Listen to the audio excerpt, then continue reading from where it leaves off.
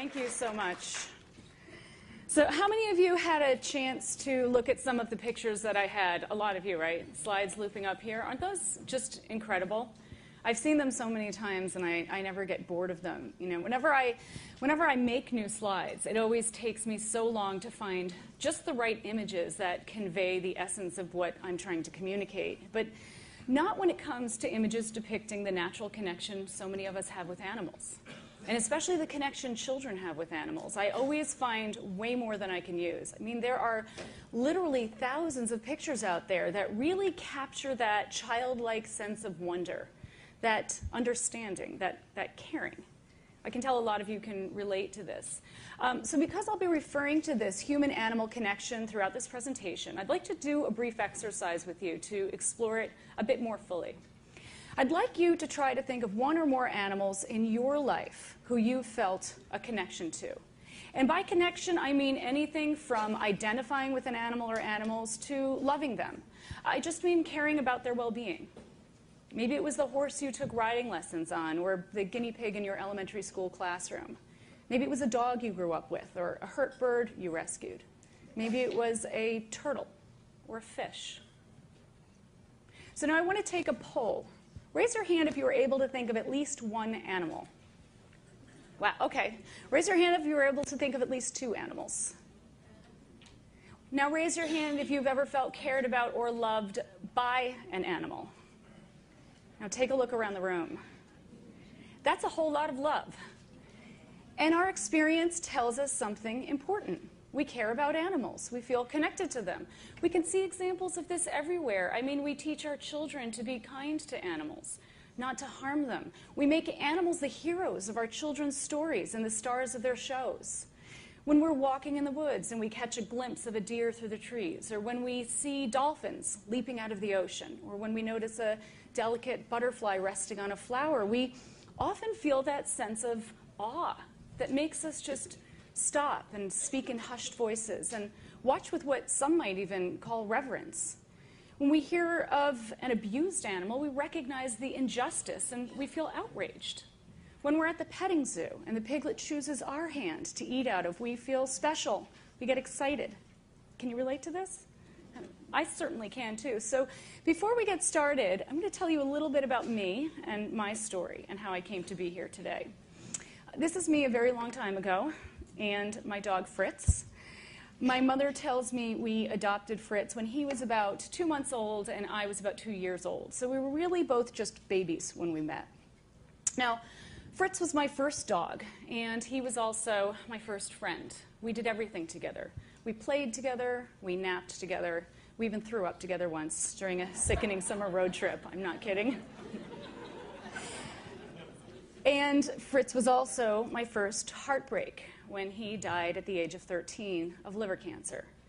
What I didn't realize at that time was that Fritz, or more accurately, my connection with Fritz, would be the catalyst for my life's work. And that's what brings me here today. My life's work as a psychologist, professor, and author has centered around one key theme. It's a theme that is central to our freedom of choice and therefore to our personal empowerment and to social and ecological justice. And that theme is making the connection. I'm here to talk about our connection with other beings and with ourselves and with our core values, and about the invisible belief system, the ism, that disconnects us from these fundamental aspects of our lives. I'm here to talk about how this ism creates a gap in our consciousness when it comes to some of the most important and frequent choices that we make, our food choices, and how this gap causes us to act against our own interests and the interests of others. So I'm here with a goal, which is to raise awareness of this invisible ism to promote personal empowerment and social and ecological justice. So this presentation will be in 3 parts. First, we will discuss the problem of the gap. What exactly is this gap in our consciousness, and how does it obstruct our freedom of choice? Next, we'll discuss the underpinnings of the gap. What causes and maintains this gap that guides our food choices? And what are the consequences of our choices on ourselves and our world? And how does this gap reflect an ism that is a social justice issue? And finally, because everybody likes a happy ending, including me, we will discuss the solution to the gap. How can we resolve this gap in order to make more empowered and just choices? And how can we incorporate an awareness of this ism so that we can work to transform this ism that's interlocking with so many of the other isms? So what then is the gap? Now, to explain this, I want to do a quick exercise with you. I'd like you to imagine that you're a guest at a dinner party, and the host is famous for her homemade pasta and meatballs. And she serves you a dish that looks like this. And imagine that this dish will not affect your arteries in any way. It's actually not bad for you. Just imagine. Just imagine whether you would find this dish delicious or disgusting. Now, for those of you who would find this delicious, even if you don't eat this way anymore, you might still like the flavor of these foods. For those of you who would find this delicious, imagine that you find it so delicious that you ask the host for her recipe. And flattered, she replies, well, the secret is in the meat. You need to start out with 3 pounds of extra lean golden retriever. How many of you would find this delicious? There's always one. All right. Don't be shy. Would you pick out the golden retriever balls and just eat I know I made that doubly gross. Pick out the golden retriever meat and just eat the pasta and sauce around it?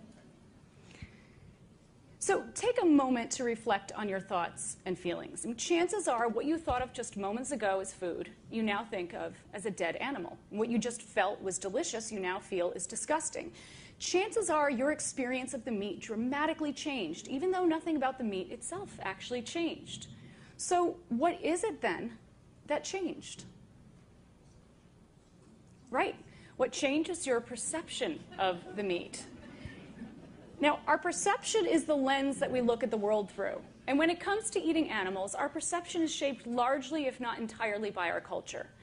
In fact, in meat-eating cultures around the world, people tend to have a tiny handful of animals that they have learned to classify as edible.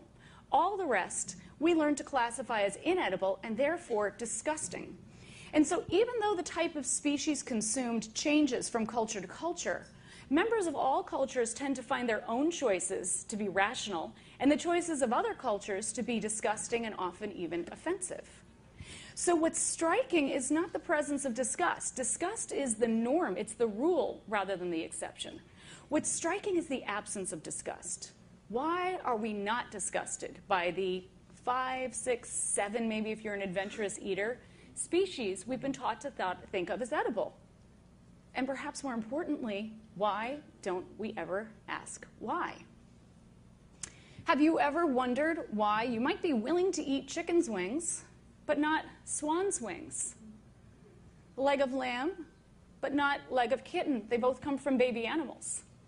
Have you ever wondered why you might be willing to eat beef stew, but not guinea pig stew? Clam chowder, but not frog chowder? Hen's eggs, but not pigeon's eggs?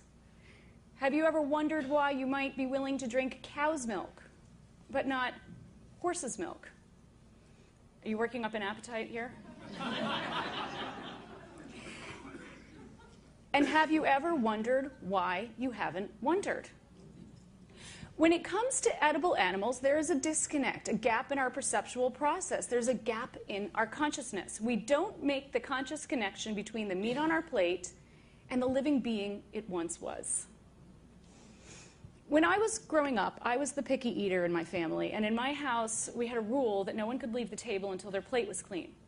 So, not surprisingly, this often led to some late-night standoffs between me and my mother. My mother would try not to let me out of her sight, and I would wait for just the right moment when she wasn't looking to slip my food to Fritz, my partner in crime who was stationed under the table.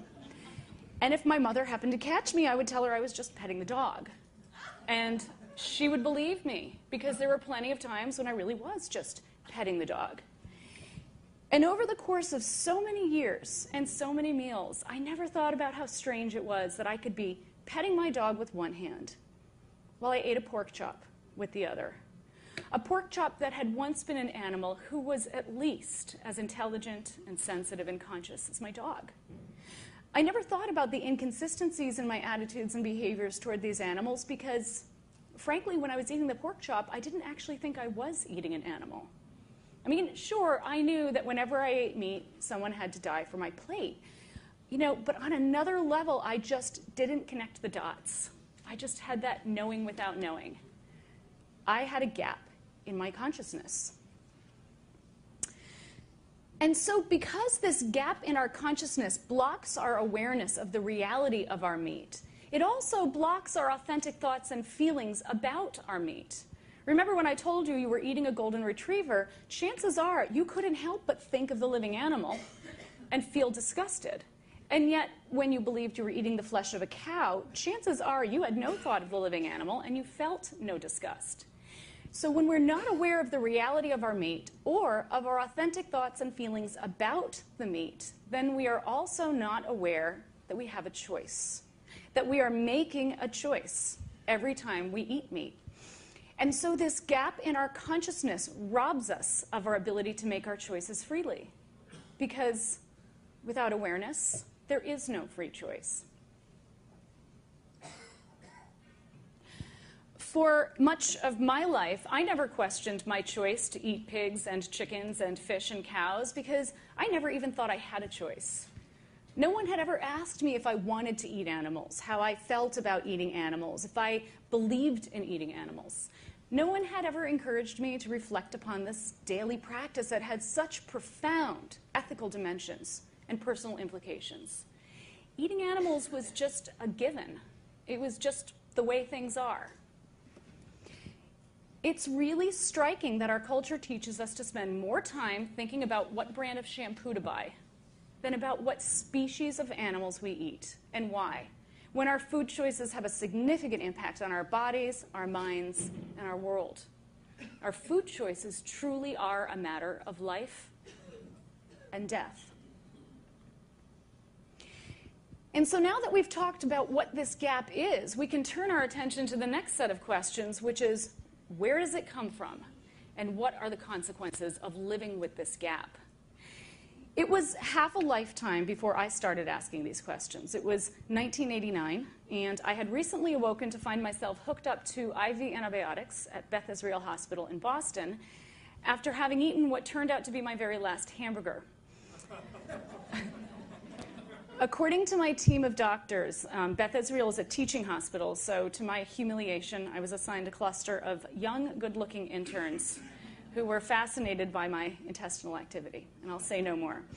And according to the Department of Public Health, which shut down the greasy spoon I'd made the mistake of patronizing, I had eaten a burger contaminated with Campylobacter, a foodborne illness similar to Salmonella. Has anyone here ever had Campylobacter? Okay, some of you know what I'm talking about. Just imagine the worst gastrointestinal flu you've ever had times 10. That's what Campylobacter is like. So contracting Campylobacter was one of the worst experiences of my life. But it was also one of the best experiences of my life. It was a turning point for me. Before I got sick, I had been increasingly uncomfortable with the idea of eating meat, having witnessed on a handful of occasions information about the horrors of animal agriculture. And I knew on some level that eating animals was antithetical to my personal values.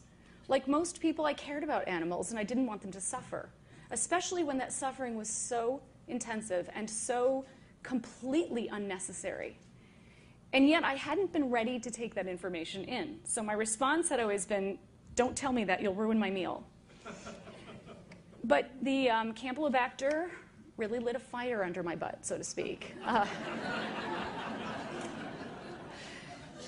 After I got sick, I never wanted to eat another burger or any meat again, and I didn't. And then something interesting happened. When I stopped eating animals, I made the connection. I had a shift of consciousness, a paradigm shift. In other words, I didn't see different things. I saw the same things differently. Remember how different your meat looked to you when I told you you were eating a golden retriever? That's how all meat suddenly looked to me. It's just interesting how the gaps in our consciousness only become visible when they start to disappear. And as the gap in my consciousness closed, my mind opened. I wanted to learn the truth about animal agriculture. It was a truth that had been right in front of me, all around me, but that I had been unable or unwilling to see. And I needed to understand how, when it came to eating animals, rational, caring people, just like myself, could, in the words of psychiatrist and social activist Robert J. Lifton, just stop thinking. So I spent about 20 years looking for answers, including about a decade of research that culminated in my doctoral dissertation on the psychology of eating meat. And what I found was to dramatically change the way that I and others working in psychology and social justice thought about the issue of eating animals. So to share my findings with you, I want to start out with another exercise. If vegetarian is the term we use to describe an individual who follows the tenets, the teachings of the belief system we call vegetarianism, and a vegan is a person who practices the tenets of veganism, what then do we call somebody who is not a vegetarian or a vegan? Someone who hasn't read my book, please. Thank you. All right. I heard a couple of them. Well, sometimes we say omnivore. But an omnivore, by definition, is an animal, human or non-human, that can ingest both flesh and plant matter. And a carnivore is an animal that needs to ingest flesh in order to survive. Both omnivore and carnivore describe one's biological predisposition, not one's ideological or philosophical choice. Sometimes we say meat eater. But how accurate is this? I mean, meat eater describes a behavior as though it's divorced from a belief system. This is why we don't say plant eater when we refer to vegans and vegetarians, because we recognize that the behavior of eating plants reflects a deeper belief system or ideology. I'm using ideology and belief system interchangeably here. We tend to assume it's only vegans and vegetarians who bring our beliefs to the dinner table. But most of us don't learn to eat pigs but not dogs, for instance, because we don't have a belief system when it comes to eating animals. When eating animals is not a necessity for survival, which is the case in much of the world today, then it is a choice. And choices always stem from beliefs. So what I found is that there's an invisible belief system that conditions us to eat certain animals. And this is the belief system I came to call carnism. It's the opposite of veganism. Now, carnism is a special kind of belief system or ideology. It's a dominant ideology. It's invisible, entrenched. It shapes norms, beliefs, behaviors, etc. And it's also a violent ideology. Meat cannot be procured without killing.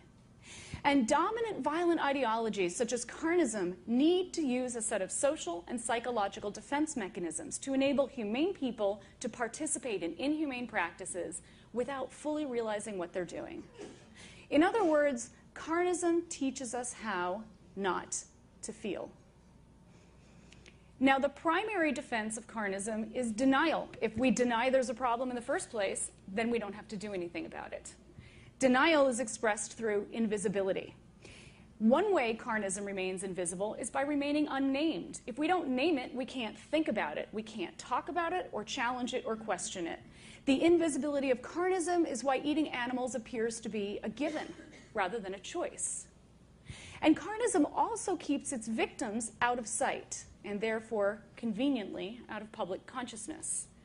And as social critic, author, and ecofeminist Carol J. Adams tells us, if the problem is invisible, then there will be ethical invisibility. Now, carnism is an entire system of victimization. It victimizes all of us in different ways. But before I talk about the invisible victims of the system, I want to do another exercise with you to give you a sense of the power and scope of invisibility. This one is a multiple choice. 19,011 farmed animals are killed in the U.S. Now this, by the way, is land animals. If this included fish and other aquatic life, the number could be quintupled.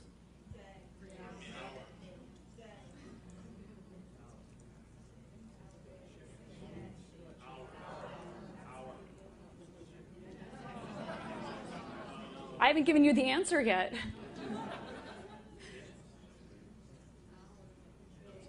This is just the United States.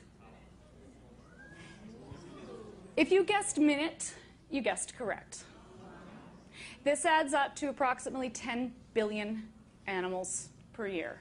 So in the time it took us to do this exercise, 20,000 animals were slaughtered in our own backyard. But think about it. How many farmed animals have you seen? How many have you seen just this week?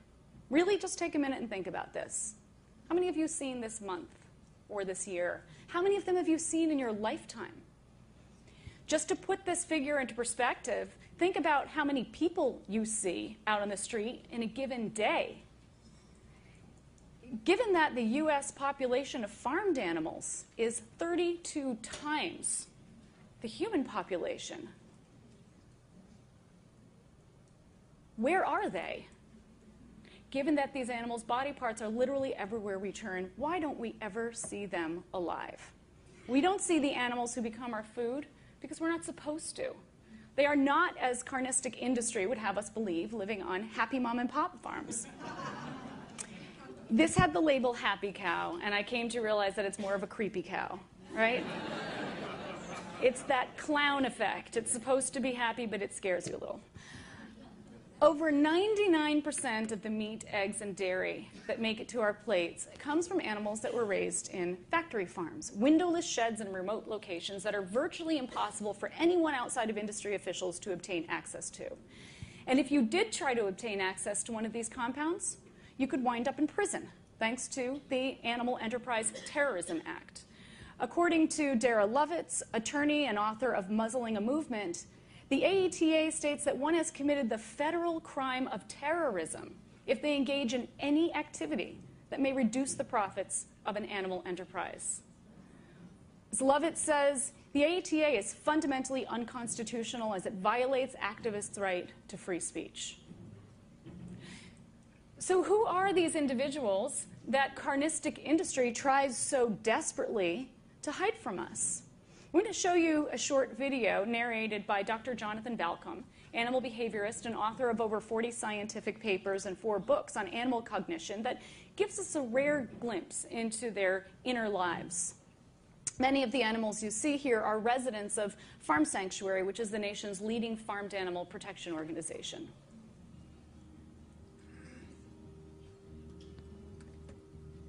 Pigs are intelligent, playful, and curious. Like us, they are also natural pleasure seekers. I often kneel down next to one of the adult pigs, maybe Fern or Rosie, lazing in the thick hay of their barn at Poplar Spring Animal Sanctuary. I scratch their heads and stroke their ears to let them know I'm a nice guy. Then I start to rub their belly. More often than not, the pig will make an effort to reposition him or herself, shifting several hundred pounds of weight to expose more of the belly for scratching and rubbing. This simple act says, "That feels good." Sometimes they grunt in satisfaction. Their bellies are warm and very soft, and it's almost as much fun to administer the belly rub as it is to receive it. Almost. Cows form a strong emotional bond with their calves. For example, shortly after graduating from Cornell University Veterinary School, Dr. Holly Cheever was called out to a busy dairy when a cow mysteriously stopped producing milk. The cow had recently delivered her 5th baby out in the pasture. As was usual dairy farm practice, her calf was taken away as soon as she returned to the milking barn. Normally, a milked cow will produce over 12 gallons per day, but this cow always returned for the evening milking with an empty udder. Dr. Cheever couldn't figure out what was going on, but on the 11th day, the farmer called to say he had followed the cow out into the fields, where he discovered she had produced twins. Having lost 4 previous babies, the mother cow had made a Sophie's choice, returning one of her precious children and keeping the other in the woods at the pasture's edge. Cheever pleaded with the farmer to let the cow keep her twin calf, but he was sent off to a veal crate. This incident invokes a cow's painful memory of earlier loss and a level of complex reasoning few would attribute to a cow. Chickens and turkeys are social species with well-developed vocabularies of calls. Each bird recognizes all the other individuals in a flock by their appearance and by their voice. I remember watching a mixed flock of roosters who had recently been rescued from the aftermath of Hurricane Katrina. They were happily foraging in the grass when suddenly they all made a dash to a nearby shed. Only as they reached cover did I notice a hawk flying overhead. Chickens and turkeys have specific calls for aerial predators, and one of them had sounded the alarm. This is considered virtuous behavior because the alarm caller runs the extra risk of drawing attention to him or herself. Fishes are as misunderstood as they are diverse. Careful scientific experiments show that they experience pain. They also have emotions, such as the fear of predators seen here. Fish can recognize other individuals, they have prodigious memories, and they have preferred shoalmates. Lobsters and crabs also show the experience of pain. Some crabs will refuse to accept food and eventually die after one of their claws is twisted off. Shrimp groom body parts that were pinched or shocked and stop doing so after treatment with a painkiller. Though we're still unraveling the mysteries of animal minds, there is no doubt that animals think and feel, and that they have rich emotional and social lives.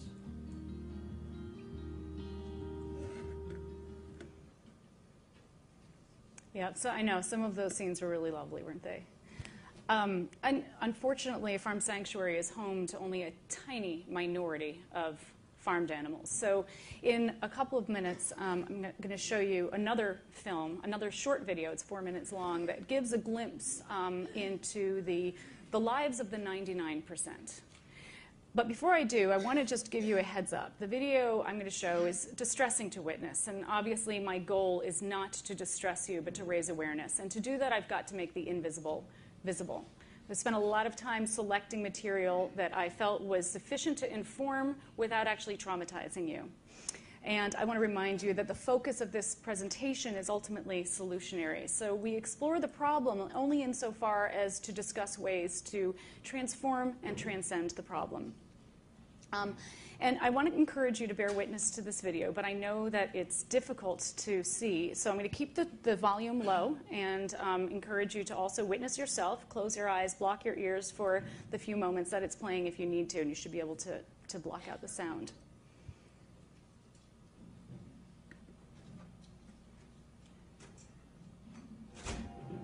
Mother sows are locked in narrow metal stalls barely larger than their own bodies. Soon after birth, piglets are castrated by workers who cut into their skin and rip out their testicles. Next, the workers chop off their tails.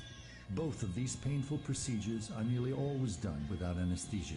Others are killed by being slammed headfirst into the ground.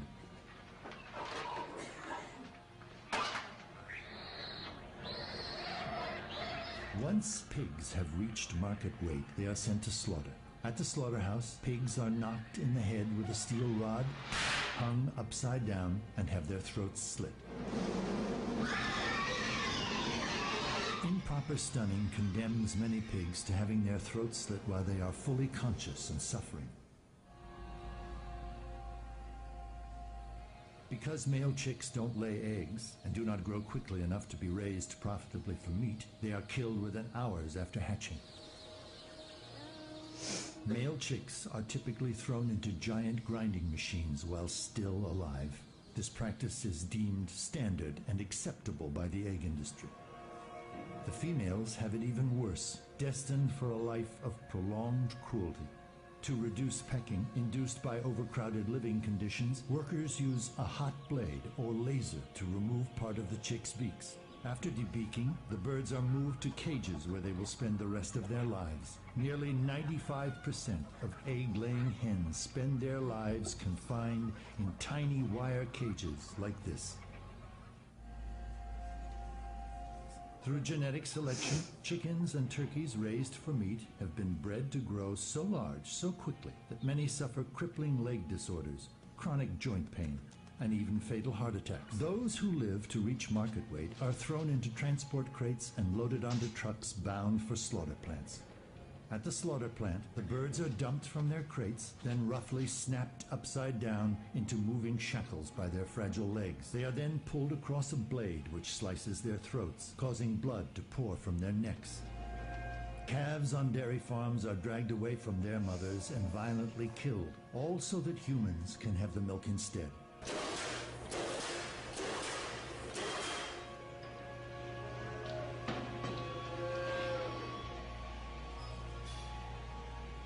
The majority of today's dairy cows are confined on factory farms. Workers subject young cows to painful mutilations and amputations. At a fraction of their natural lifespan, the so-called spent dairy cows are prodded onto transport trucks and shipped to slaughterhouses. Unreliable stunning practices at the slaughterhouse condemn many cattle to having their throats cut and their limbs hacked off while still alive and conscious. Undercover investigations at kosher slaughterhouses in the United States have documented the routine practice of cutting open the throats of fully aware and alert cattle.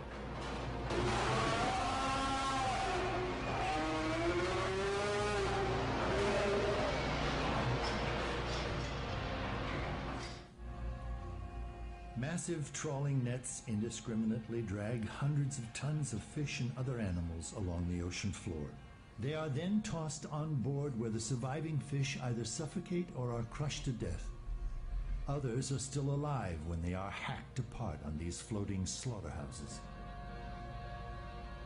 Like factory-farmed animals on land, farm-raised fish are crowded by the tens of thousands in small, disease- and excrement-ridden areas for their entire lives. When fish reach market weight, they are loaded onto tanker trucks and shipped to slaughter, where common killing methods include slow suffocation.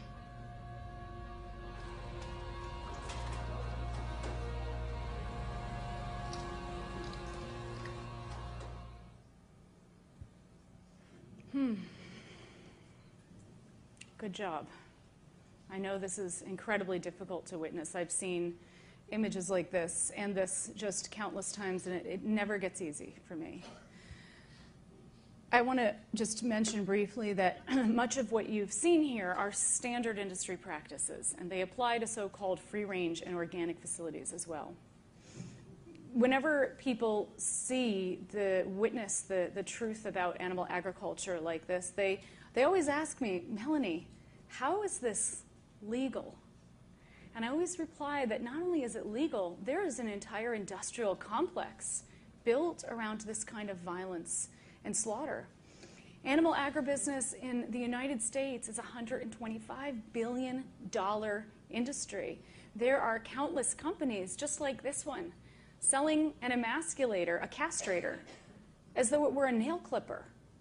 You could even buy a castrator on eBay if you decided you wanted to, which is where I bought mine.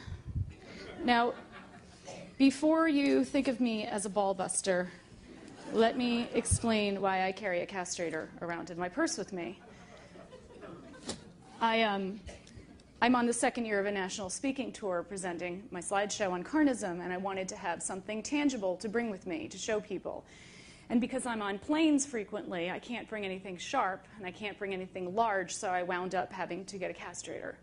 But I can tell you that getting through airport security has taken on a whole new dimension for me these days. This is what it looks like. And I have this terrible fear I'm going to be on a date and have forgotten this in my purse. And it's not good for the love life, but this is what it looks like. So clearly, the animals pay dearly for our carnism. But as I mentioned, animals are not the only victims of carnism. Another set of invisible victims are the meat packers and slaughterhouse workers, many of whom are non-English speaking immigrants, documented and undocumented, who can't advocate for their rights and who have to work in a death-saturated, highly dangerous environment, and not surprisingly, have high rates of post-traumatic stress and addictions. Now, I'm going to share with you just 3 titles of OSHA accident reports to give you a sense of what these people have to contend with. And this is out of 35 or so I had to choose from. Can you all see in the back, or do you need me to read this out? In the back, can you read it? Okay. Employee hospitalized for neck laceration from flying blade. Employee's eye injured when struck by hanging hook. Employee decapitated by chain of hide puller machine. In fact, in 2005, for the first time ever, Human Rights Watch issued a report criticizing a single U.S. industry, the meat industry, for working conditions so appalling they violate basic human rights. And our environment is an invisible victim of carnism. According to a recent UN report, animal agriculture is one of the most significant contributors to the most serious environmental problems facing the world today. And of course, We are the invisible victims of carnism. We pay for our carnism with our health. The Academy of Nutrition and Dietetics, which used to be the ADA, not a progressive organization when it comes to food, issued a statement saying that vegan diets are not only nutritionally adequate, but they can provide health benefits in the treatment and prevention of disease. We also pay for our carnism with our taxes. Billions of dollars a year in meat subsidies, subsidies that have been criticized across the political spectrum as one of the most egregious corporate welfare programs in the history of the country. And we pay for our carnism with our hearts and with our minds. Because to eat the body of another sentient being, we have to block our awareness and shut down our empathy. And empathy and awareness are integral to our sense of self. We pay for our carnism with the gap in our consciousness. So we've talked quite a bit about how denial, the primary defense of the system, is expressed through invisibility. But think about it. Is invisibility really foolproof? Is it enough? Of course not. Hints of the truth surround us. The palpable vein in the drumstick, the hog on a spit at the company barbecue, vegan guests at dinner parties, and an endless array of dead animals everywhere we turn in the form of meat. So when invisibility inevitably falters, the system needs a backup. We need to justify eating animals. And the way we learn to justify eating animals is by learning to believe that the myths of meat are the facts of meat. Now, there's a vast mythology surrounding eating meat, but all of these myths fall in one way or another under what I refer to as the three ends of justification. What do you think they are? Amazing. Okay, that was, I think, the fastest ever. I have done this with thousands of people over the years, thousands of people. Eating meat is normal, natural, and necessary, and everybody gets it like that. Why do you think we all know? Exactly. We have heard it all before.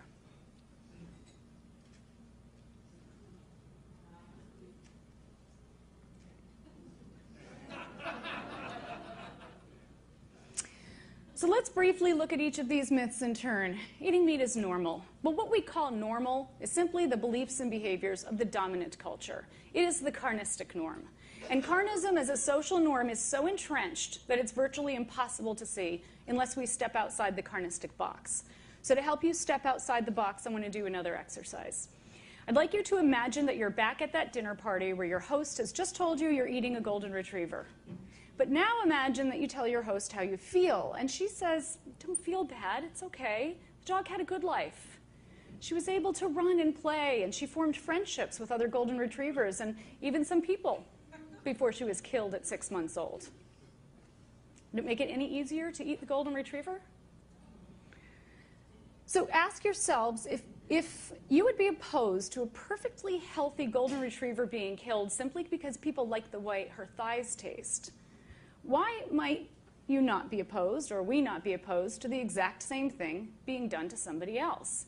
Carnism as a social norm is so entrenched that it blinds us to the fact that humane meat is a complete contradiction in terms.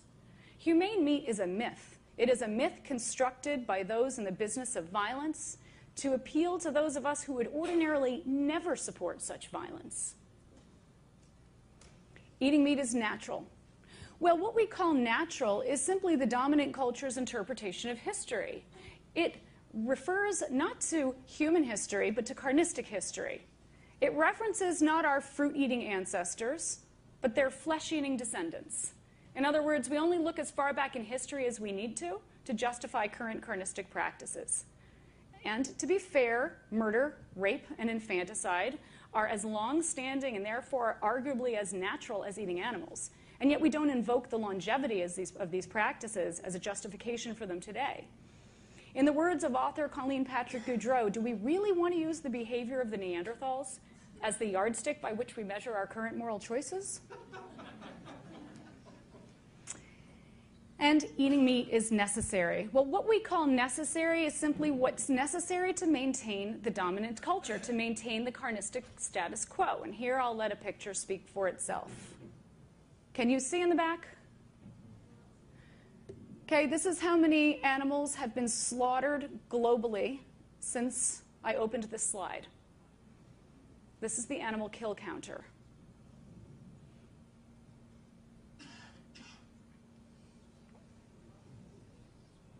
Now, of course, a related myth is the protein myth, but as you all know, this is a myth. Did you know that you could be strong enough to lift a car without having eaten an ounce of animal protein in your life?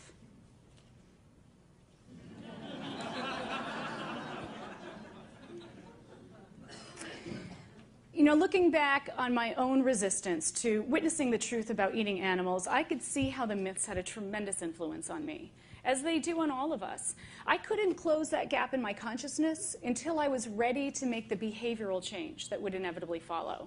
And I couldn't make that change until I felt safe enough to do so. I had a lot of fears and concerns. Would I get sick? Would I go broke buying expensive vegetarian foods? Would I have to subsist on a diet of tofu and cardboard? And this last issue was a serious concern for me because two of my greatest pleasures in life are cooking and eating.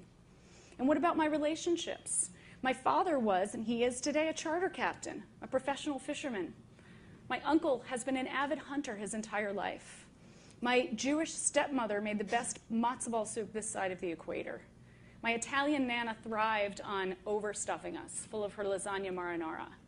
My half-Lebanese mother served an Arabic lamb dish as a centerpiece for every special occasion. So what would happen if I rejected the traditions that bonded me to my family? What I didn't realize back then was that although change is always somewhat scary and changing ingrained behaviors is always somewhat challenging, this kind of change would also be tremendously empowering. I didn't realize that I would be healthier today at 45 than I was when I was half my age, or that I'd be able to cook and eat even more abundantly.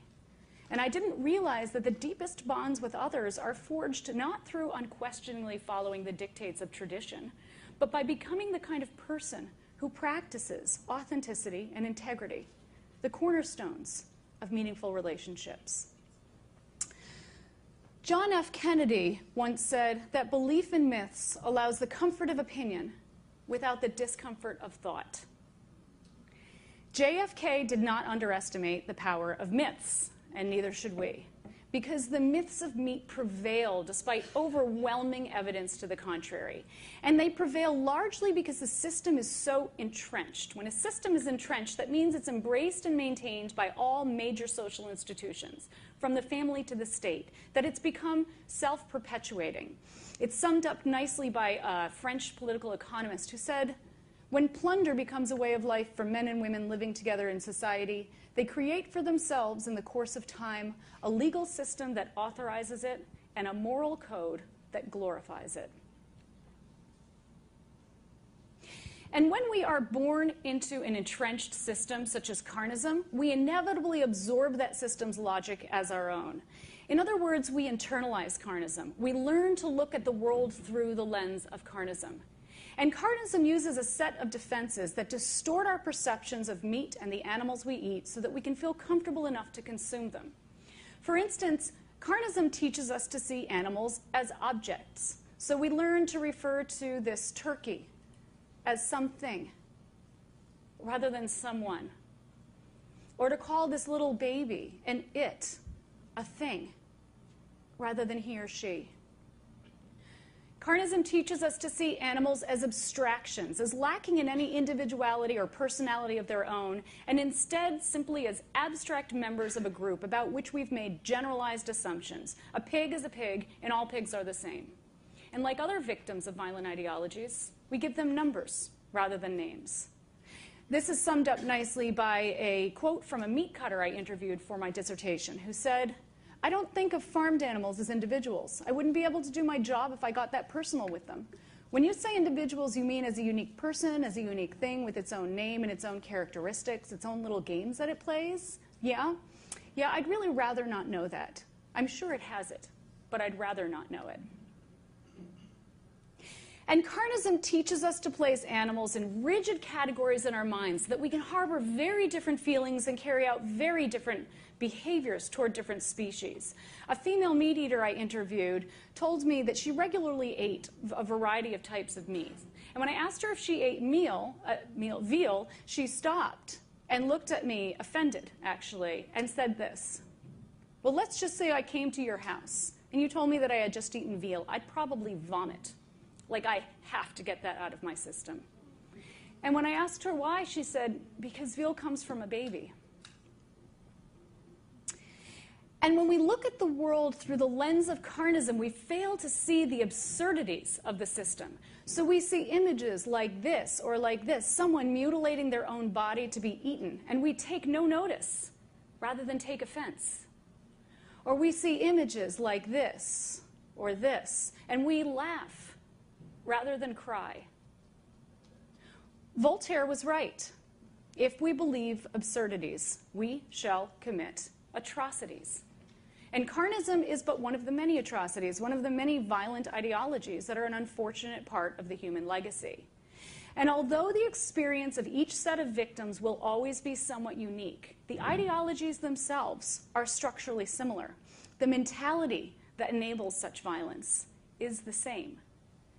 It is the mentality of domination and subjugation, of privilege and oppression. It's the mentality that causes us to turn someone into something, to reduce a life to a unit of production, to erase someone's being. It is the might makes right mentality that makes us feel entitled to wield complete control over the lives and deaths of those with less power just because we can, and to feel justified in our actions because they're only savages, women, animals. It is the mentality of meat. And so if we fail to pick out the common threads that are woven through all violent ideologies, then we will be doomed to recreate atrocities in new forms. This is why it's critical that we incorporate all oppressive systems into our analysis, including carnism. Eating animals is not simply a matter of personal ethics. It is the inevitable end result of a deeply entrenched oppressive ism. Eating animals is a social justice issue. Martin Luther King understood the ways in which oppressive systems reinforce one another. He wisely cautioned that injustice anywhere is a threat to justice everywhere. And the opposite is also true. Justice anywhere is a threat to injustice everywhere.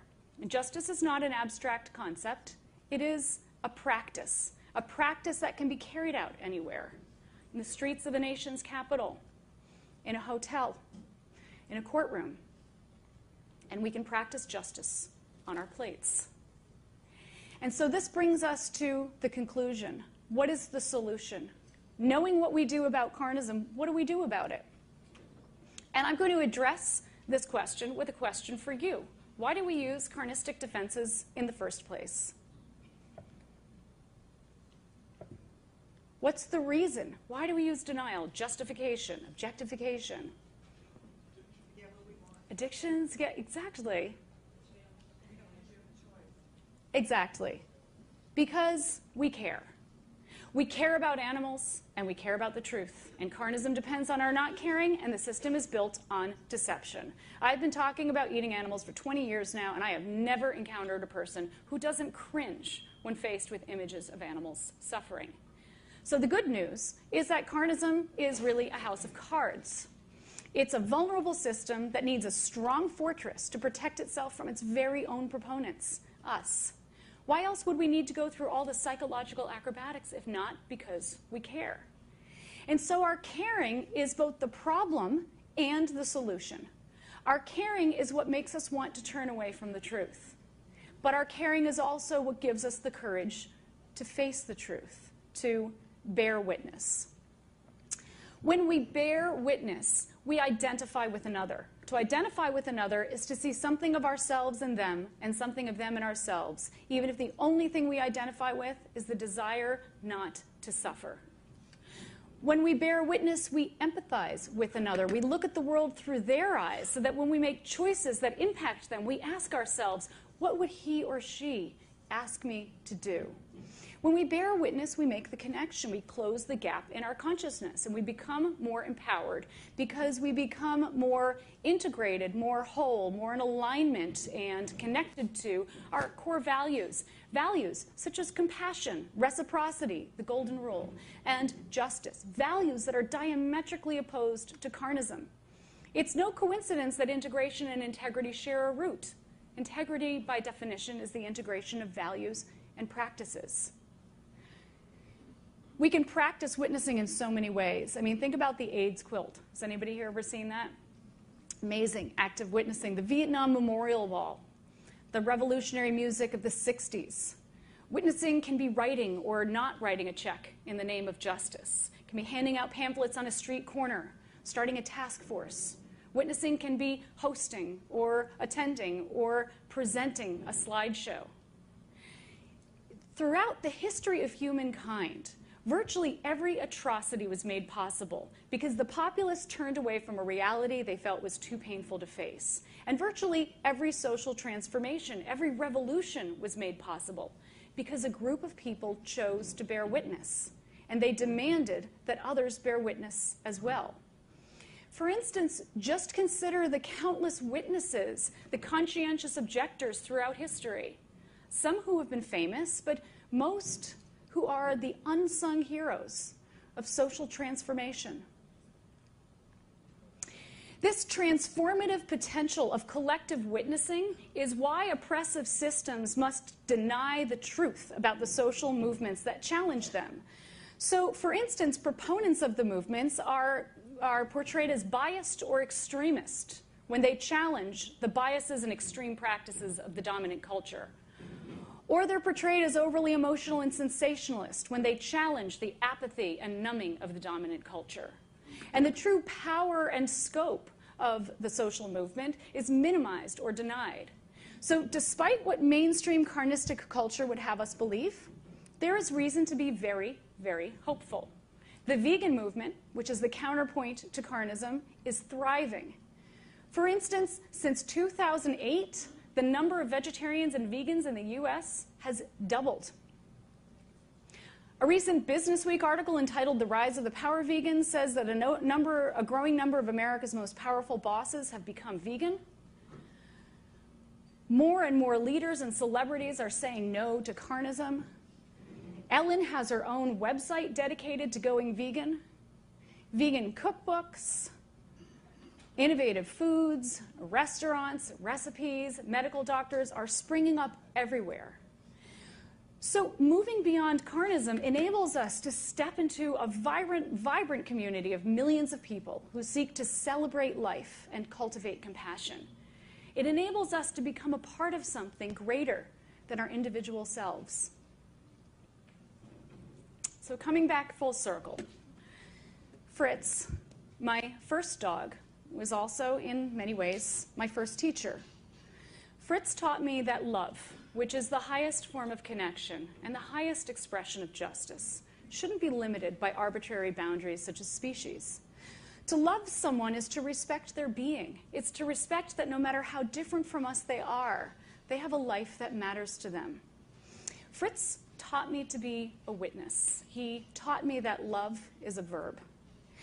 And this is why the goal of my presentation today and the goal of my life's work has been to raise awareness of the invisible system that is carnism. Because for better or worse, we are all participants in the system. And so our choice really isn't whether we participate, but how we participate. And with awareness, we can choose to be active witnesses rather than passive bystanders. With awareness, we can practice justice and exercise love. With awareness, we can lead more authentic and freely chosen lives and truly become, as Gandhi said, the change we wish to see. Thank you.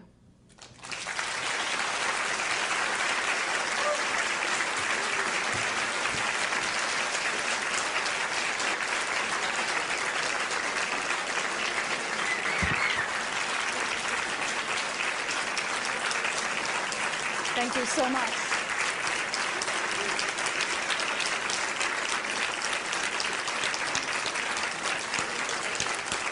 Thank you so much.